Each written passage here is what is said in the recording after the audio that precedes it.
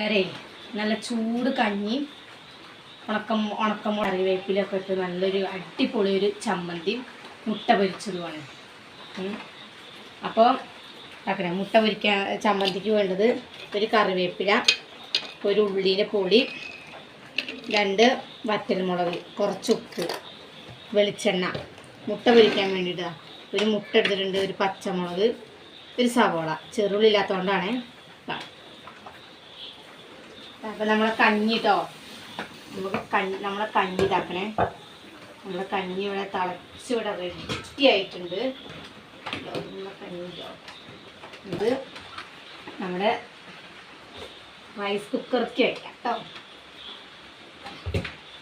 നമുക്ക് ഇടയ്ക്ക് അത് ഇളക്കി കൊടുക്കണം, അല്ലെങ്കിൽ പല വേവായി പോവും. ചമ്മന്തി ഉണ്ടാക്കാം. ചമ്മന്തിക്ക് നമുക്ക്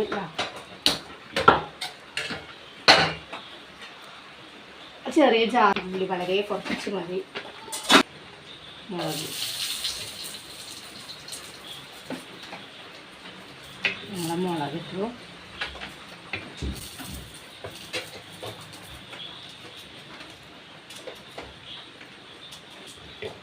ചെറുള്ളി ഇല്ലാത്തത് കൊണ്ടാണ് കേട്ടോ നമ്മൾ സവോള യൂസ് ചെയ്യുന്നത്.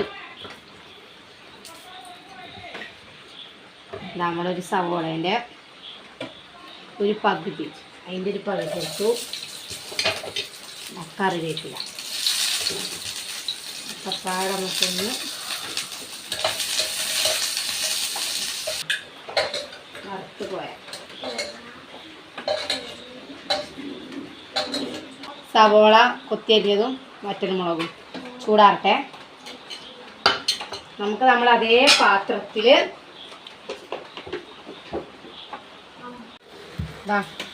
നമ്മുടെ മുട്ട പൊരിക്കാൻ വേണ്ടിയിട്ട് ഒരു കോഴിമുട്ട എടുത്തു, വഴറ്റി സവോള കൊത്തിയരിഞ്ഞു, ഒരു പച്ചമുളക്, കുറച്ച് ഉപ്പ് കേട്ടോ.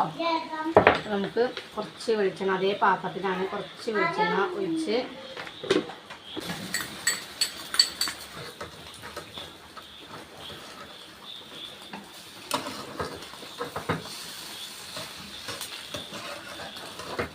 ഓംപ്ലേറ്റ് നാശമായി, എന്നാലും കുഴപ്പമില്ല. വറ്റൽമുളകും കറിവേപ്പിലയും ചെറുള്ളി സവോള കേട്ടോ. നമുക്കത് ചമ്മന്തി അരയ്ക്കാം.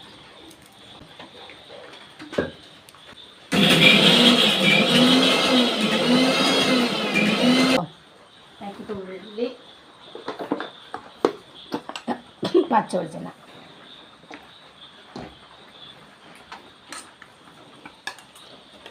നമ്മൾ അടിപൊളി ചമ്മന്തി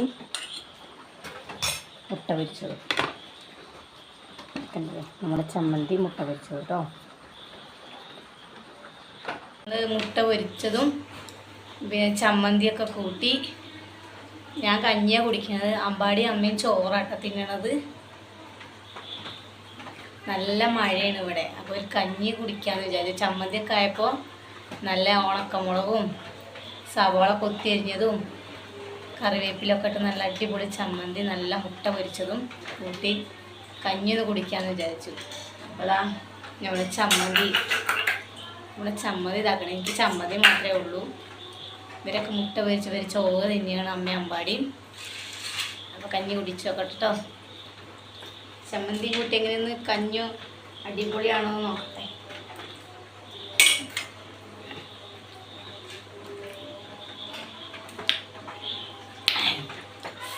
അടിപൊളിയാണ് സമ്മതി കേട്ടോ.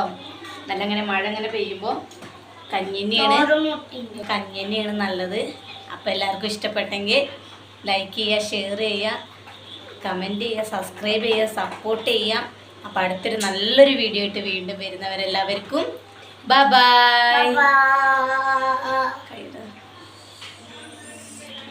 ബൈ.